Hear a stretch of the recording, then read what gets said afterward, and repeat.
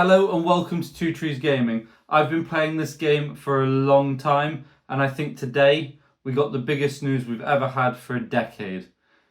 We're losing models, and a lot of models. If you're a veteran, parts of this video are going to hurt, and if you're a new player or you're thinking about taking the plunge, you're definitely going to want to watch this before you start investing your money. But you've come to Two Trees because you want some positivity. That's what we do. We love this hobby and we like sharing that with you. We're going to be the light when all the other lights go out.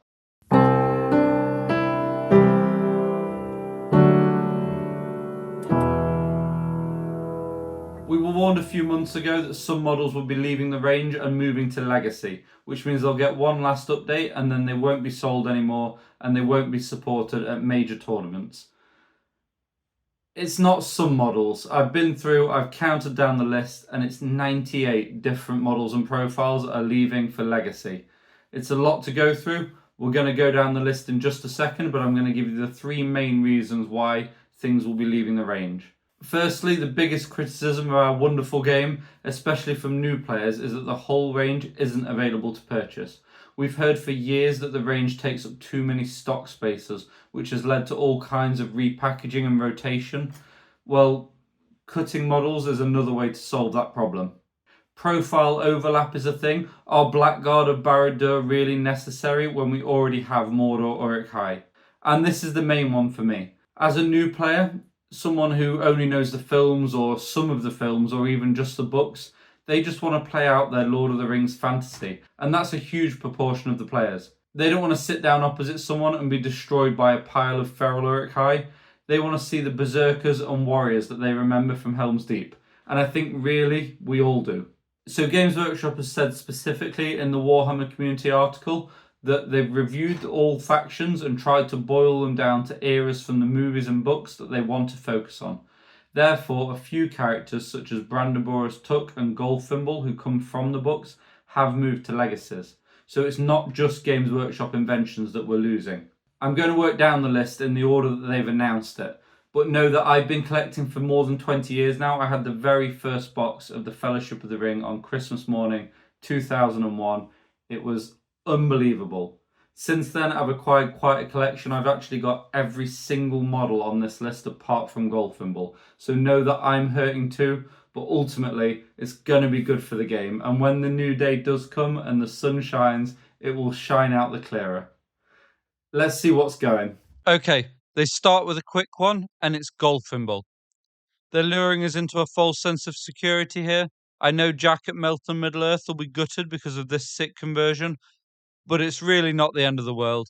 He's got a cool Orc captain on a wag now, and I'm not sure too many people are going to miss him. The next batch of models leaving is one of my favourites in the whole range. It's the entire Far Harod army except for the Mahud war leader. That means the Mahud king, tribes master, warriors, raiders, and the half trolls are all gone.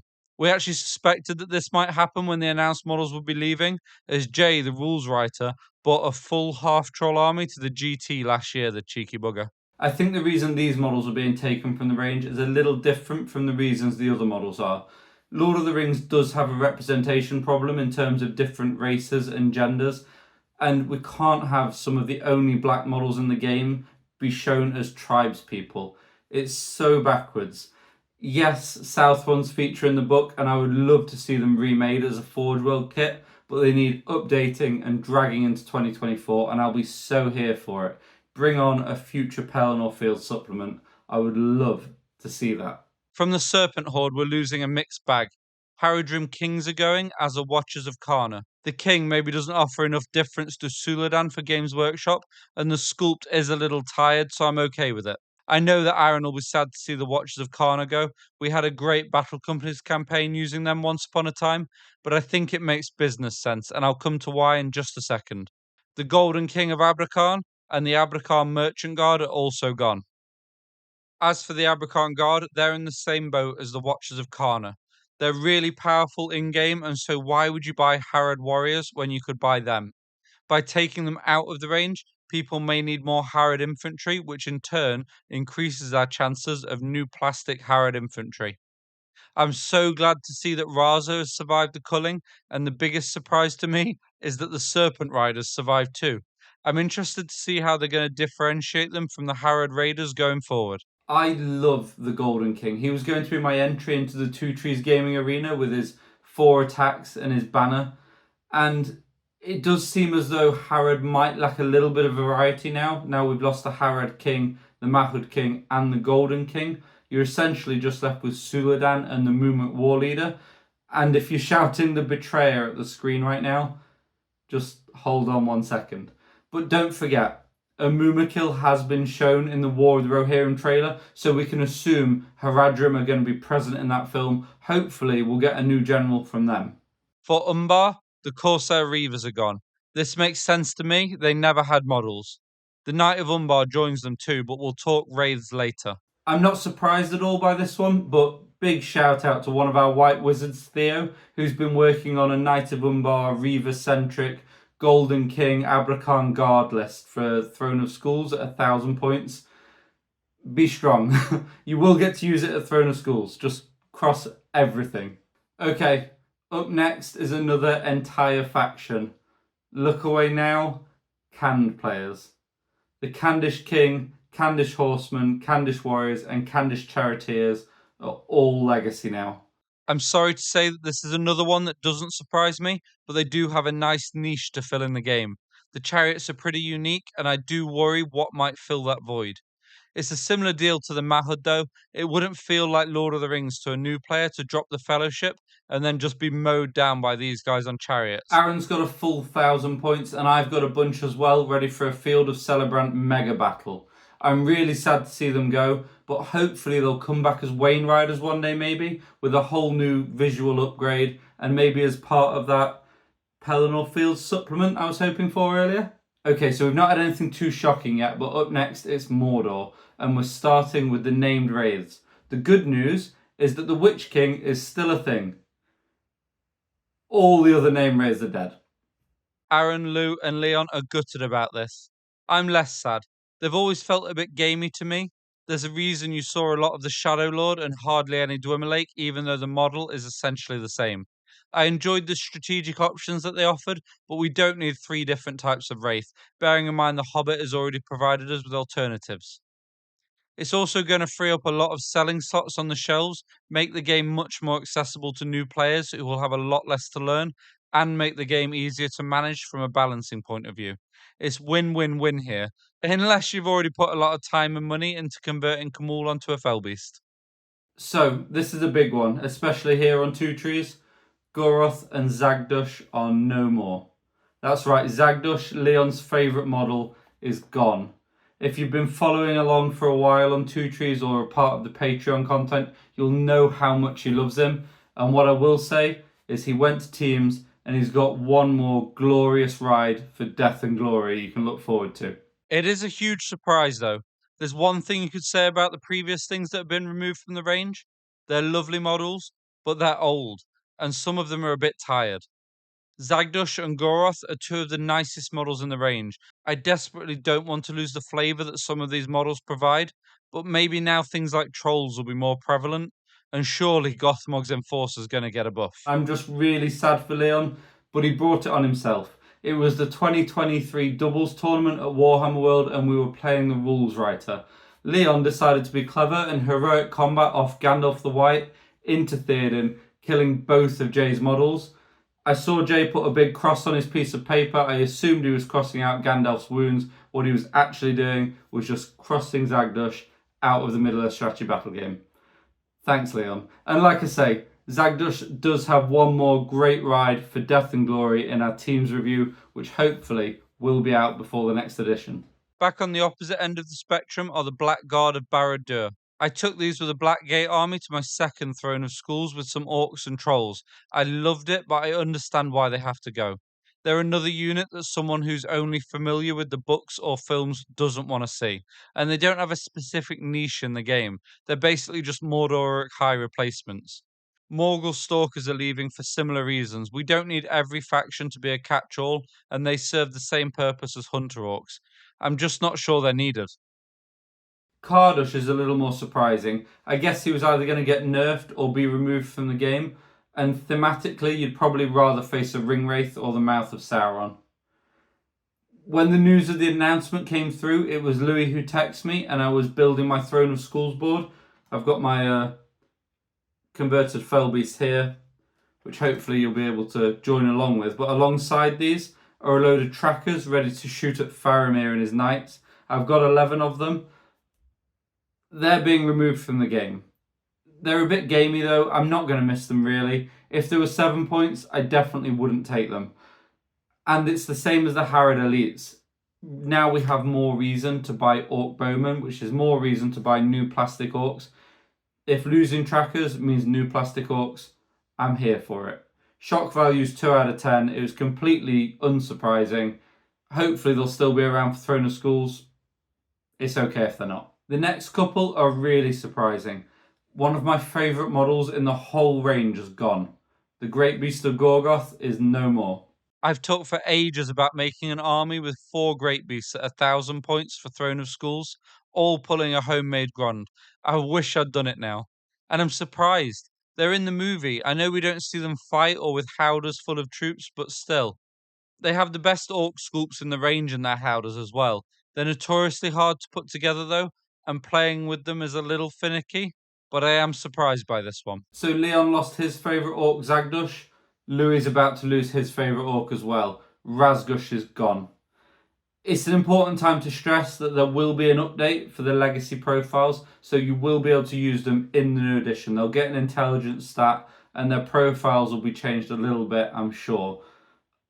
Really, they'll be phased out long term, but I'm sure here in the UK there will be tournaments for a good long while where you will be able to take models like Razgush, and it is a great model. Go pick it up, use it as an Uruk-hai captain, convert it into something else while you can. We won doubles with him. He's a great sculpt, offers a lot in game, and crucially, is really new. I get that he's a Games Workshop invention, but he offers some flavour to the Mordor list that no other model brings. I'm sad and shocked that he's going. Musgar also leaves, but other made-up orcs like Naztak from the Rise of Angmar book will be sticking around, so I'm not quite understanding the rhyme and reason here.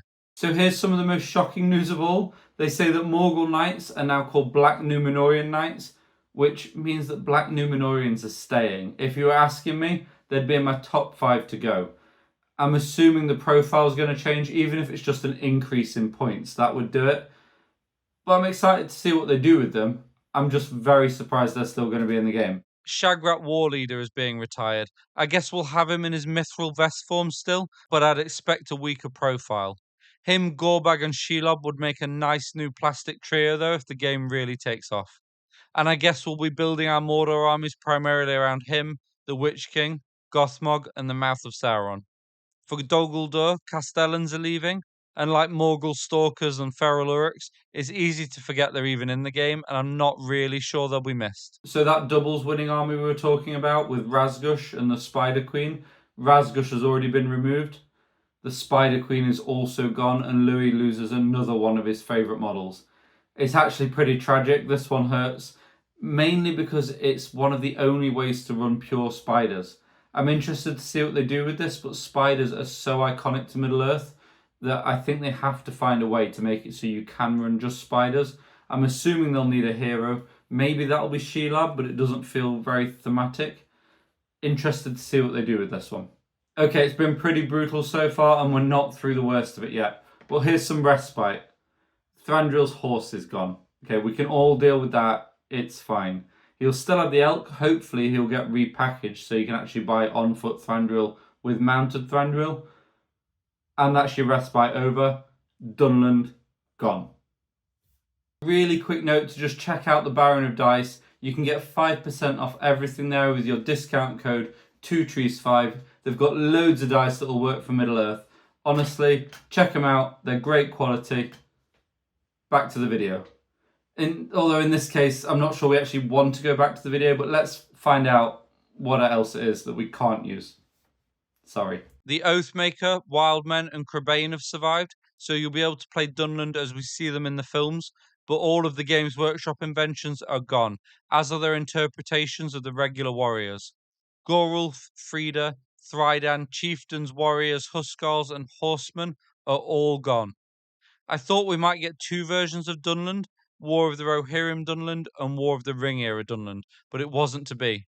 The more I think about it, the more it does make sense. Both of those eras are largely appealing to the same Dunland fans, so they'd be massively splitting sales and truncating the space taken for stock. I had great fun with them at the GT and Throne of Schools, though.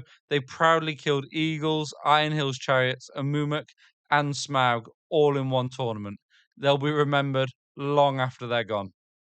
Okay, we're losing a book character next, and I don't fully know how to say his name. I think it's Mahur. He's the Uruk-hai scout with 2 swords and the Marauders.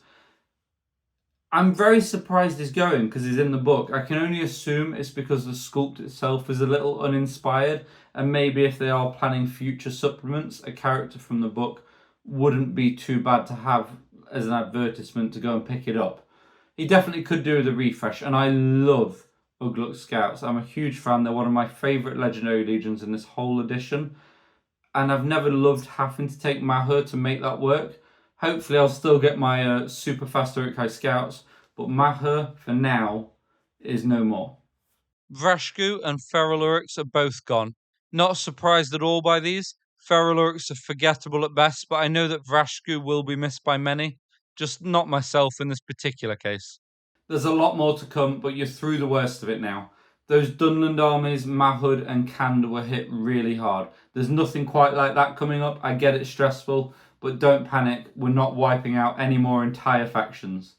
And have faith in Jay, the rules writer. He's a great guy, and honestly, he knows this game better than anybody. He's one of the best players in the world at it. I know he gets paid to play it, so he should be, but it's nice knowing that we're in safe hands. He'll be able to fill the void left by those models. Some would have been taken out because they just aren't needed, and corporate or the powers that be or Warner Brothers will have told him to take out others. He'll know how to make the game work. He barely had his legs under the table at the point the Middle-earth strategy battle game released. He's had years to think this edition over. I've got total faith and hope. Okay, on to Gondor, and they're losing another of Louis' favourites. In our first Throne of Schools review on the channel, he took the founding of Rohan, complete with Earl, his sons, and in the Gondor half, 3 Knights of the White Tower. Well, the Knights of the White Tower are no more. It's not a shock, but I do feel for Louis. Kirian's also gone, but I'm not sure he'll be missed by too many, as often captains or Faramir were generally considered the better choices anyway. Here's some that I'm actually glad to see the back of. It's the Men-at-Arms of Dol Amroth. I love my Men-at-Arms of Dol Amroth, but they murky up a lot of Gondor lists. They're the sole reason that a lot of fiefdoms and Gondor lists actually work, because of that fight value buff and the fact that you can't really get to them. They also lack the feel of a lot of the other fiefdoms troops, like the clansmen, the axemen, and the knights are just awesome to look at. For me, these guys are fine, but I don't love them. 2 Gondor models I was really shocked to see go, though, are Anborn and Mablung, the 2 new Ranger heroes. Firstly, the sculpts are incredible, and they're so new. I can't believe they're going, and I'm really sad to see them go. But also, the way that list building currently works, they're fundamental to being able to play purely Rangers at higher points. Maybe that list won't exist in the new edition, but I'd be sad to see that go as well. Moria's next, and Ashrak is going. He was another spider leader option, so I'm still looking forward to what happens there. Groblog is gone. I guess he fills the same hole as Durbers, though. And then a few that I won't miss, and I'm sorry, Moria players, but the Dweller in the Dark, Moria Black Shield captains, shamans, drummers, and warriors, and Wag Marauders are all gone, and it's no surprise. These were odds on to go. And I know people will think I'm being harsh. Why be happy that something's gone? It's because of this limited stock space issue. I can't stress that enough.